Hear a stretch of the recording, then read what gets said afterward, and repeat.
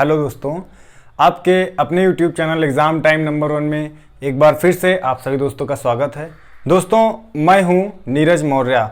दोस्तों, आज हम लोग बात करेंगे हिस्ट्री चैप्टर के जो है प्राचीन भारत का इतिहास, मतलब हिस्ट्री से आपका जो है प्राचीन भारत का इतिहास के आज हम लोग बात करेंगे और इसके बारे में डिस्कस करेंगे।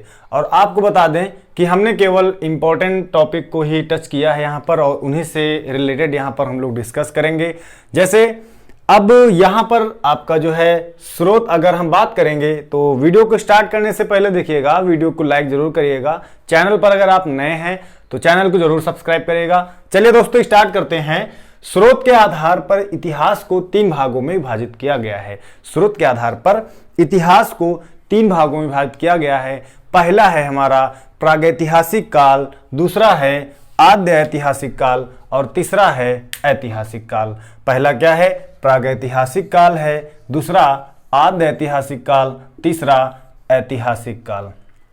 प्रागैतिहासिक काल का मतलब ऐसा काल जिसमें लिखित स्रोत नहीं मिले हैं या पुरातात्विक स्रोत वहां पर थे, पुरातात्विक स्रोत थे, लिखित स्रोत नहीं मिले हैं, उस काल को या लिखित साक्ष्य नहीं मिले हैं, उस काल को प्रागैतिहासिक काल कहते हैं। आद्य ऐतिहासिक काल ऐसा काल जिसमें पुरातात्विक स्रोत थे लेकिन लिखित साक्ष्य भी आए हैं वहां पर, मतलब लिखित साक्ष्य भी उपस्थित थे लेकिन उनको पढ़ा नहीं जा सका। और हम बात करेंगे ऐतिहासिक काल की, तो ऐतिहासिक काल में पुरातात्विक स्रोत थे, लिखित साक्ष्य भी उपलब्ध थे।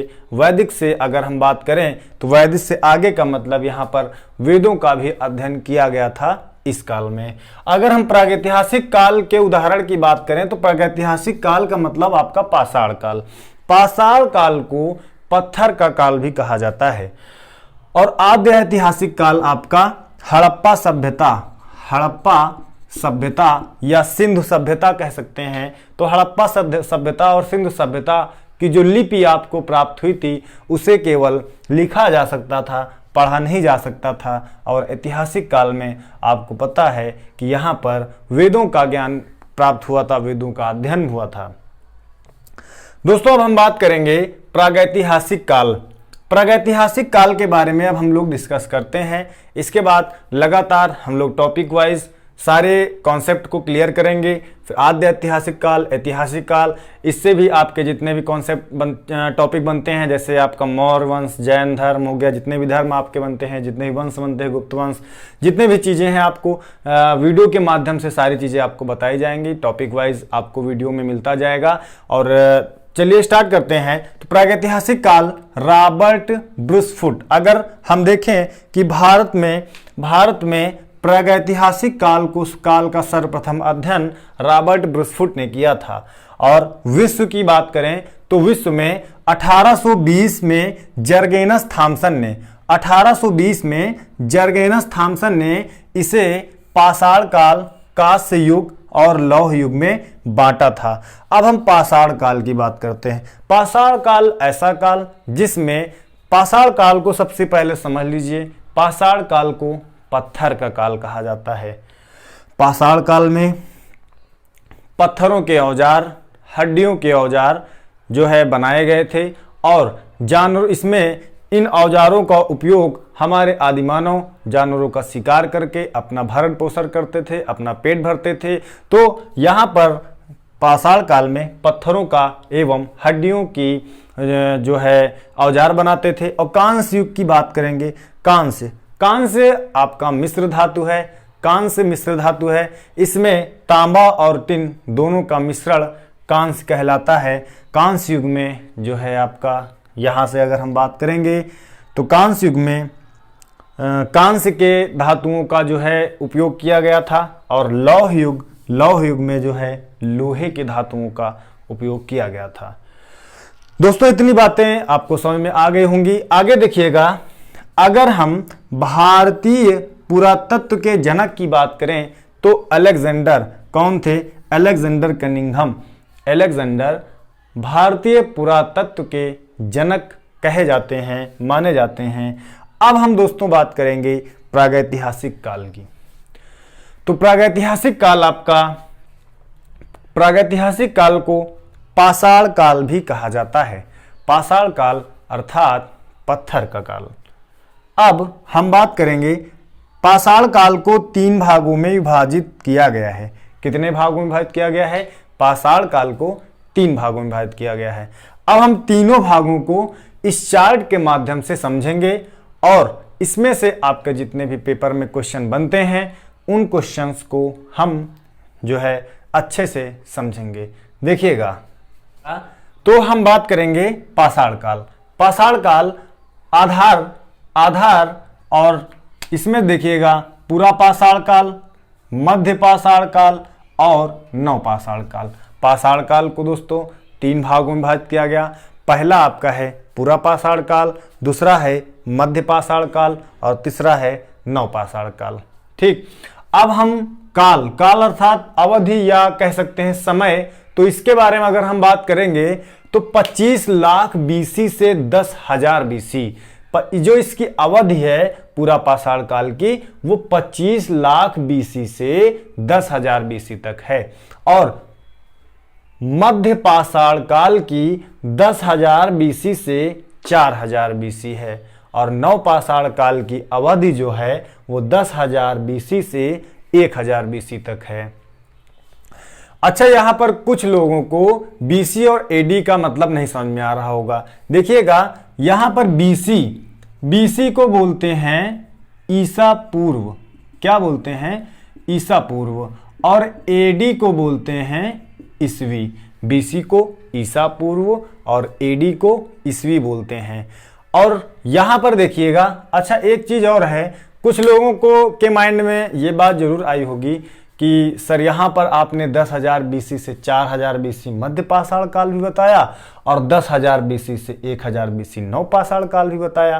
तो यहाँ पर समझना है थोड़ा से आपको, जो कुछ लोगों का मतलब भाई इतने ज्यादा लोग थे, आदिमानव थे, मानव को जैसे जैसे ज्ञान प्राप्त हुआ, पुरातात्विक स्रोत प्राप्त हुए, जैसे जैसे वो एक दूसरे स्थान से जब जाते थे, घूमते थे, कहीं कहीं जाते थे, तो जब ज्यादा संख्या में जब मानव थे तो कुछ लोगों को पहले जो है कुछ साक्ष्य मिल गए, कुछ लोगों को बाद में साक्ष्य मिल गए, या फिर हम कह सकते हैं कि जिसको जैसे जैसे ज्ञान मिलता गया वो वैसे वैसे अपना काम करता गया। भाई हुआ क्या कि कुछ लोगों को सबसे पहले जो मानव थे उन्होंने पत्थर को देखा और पत्थर से औजार बनाने का प्रयास किया।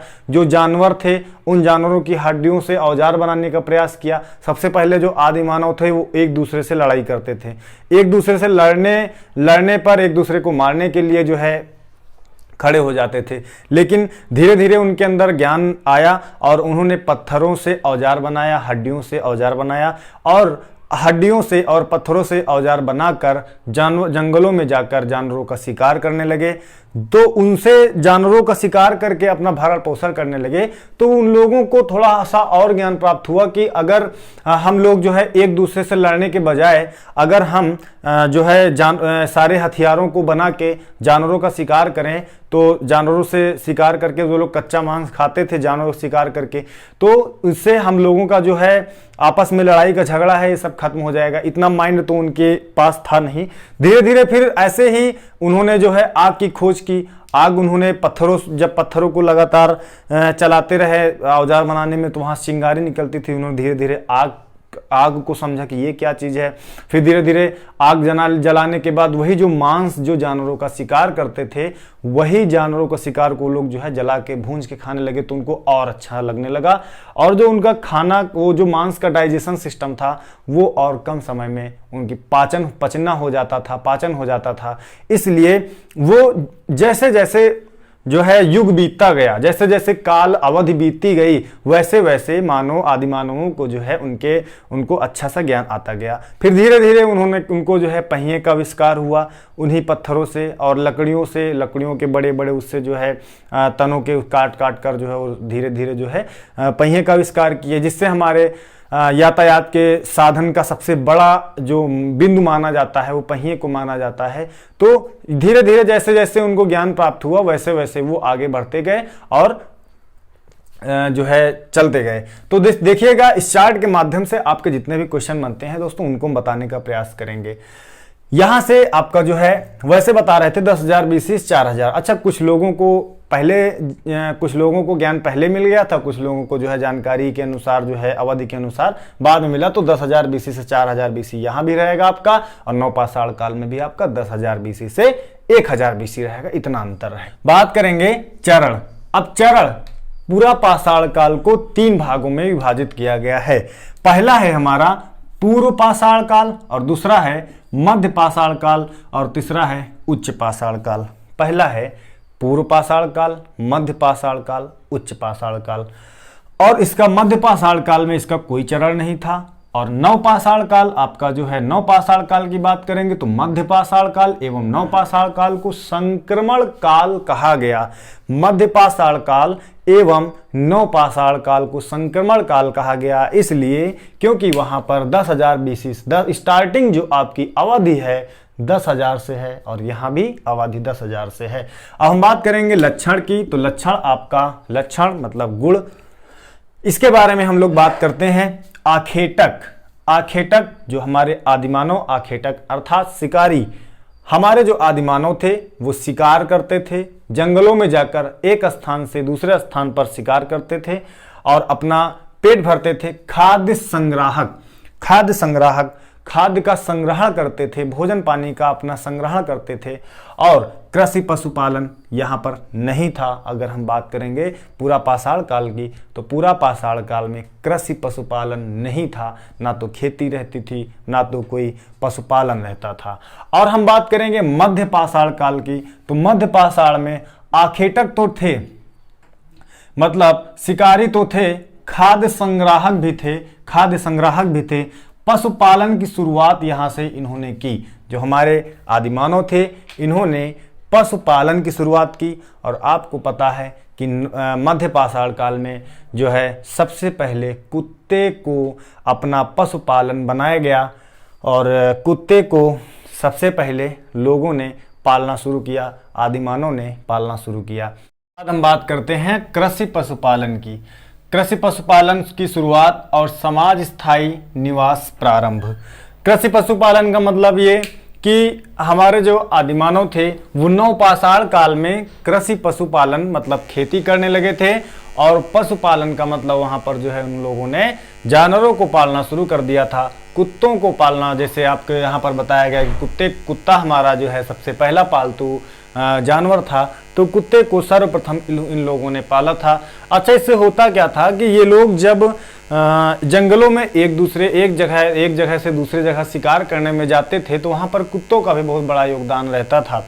और आपको बता दें कि जब लगातार ये लोग खेती करने लगे तो इनको जो है वहीं पर रुक कर खेती करना पड़ा। कहने का मतलब अस्थायी जगह पर ये लोग रुकने लगे, और धीरे धीरे जैसे जैसे इनको ज्ञान प्राप्त होता गया, जैसे जैसे इन लोगों को अवधि के अनुसार जैसे जैसे जानकारी प्राप्त होती गई, वैसे वैसे इन लोगों ने समाज स्थायी निवास प्रारंभ किया, एक स्थान पर रहना प्रारंभ किया।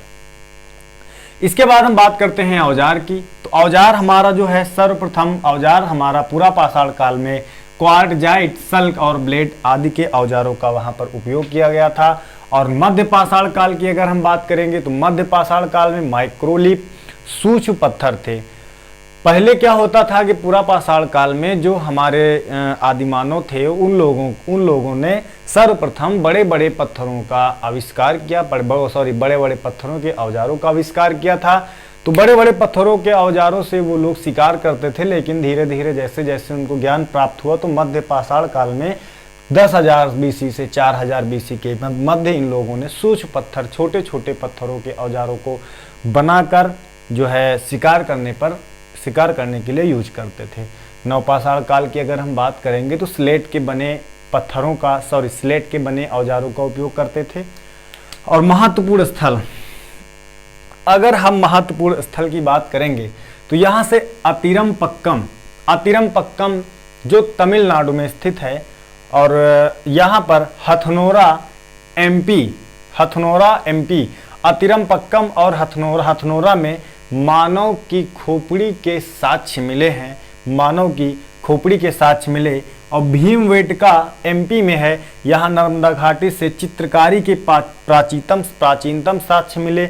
अगर हम कहें कि नर्मदा घाटी के तट पर प्राचीनतम साक्ष्य मिले किसके? चित्रकारी के। और तीनों काल के मिर्जापुर, तीनों काल के मतलब यहाँ पर मिर्जापुर में पूरा पाषाण काल, मध्य पाषाण काल, नव पाषाण काल, तीनों काल के साक्ष्य मिले। अब इसके बाद हम देखेंगे आगे महत्वपूर्ण स्थल में चौपानी मांडो, यह आपका मध्य पाषाण काल में है। तो चौपानी मांडो आपका उत्तर प्रदेश में जो है स्थित है। तो चौपानी मांडो और नदभांड के प्राचीनतम साक्ष्य वहां पर मिले थे। और सराय नहराय यूपी में है, और बागौर राजस्थान, आदमगढ़ एमपी पशुपालन। तो यहाँ से आपके मृदभांड और पशुपालन के साक्ष्य मिले कि लोगों की जो है आदिमानव के द्वारा वहाँ पर जानवरों को पालने की जो है व्यवस्था थी कैसी, वहाँ पर जो है लोगों को ये साक्ष्य मिले।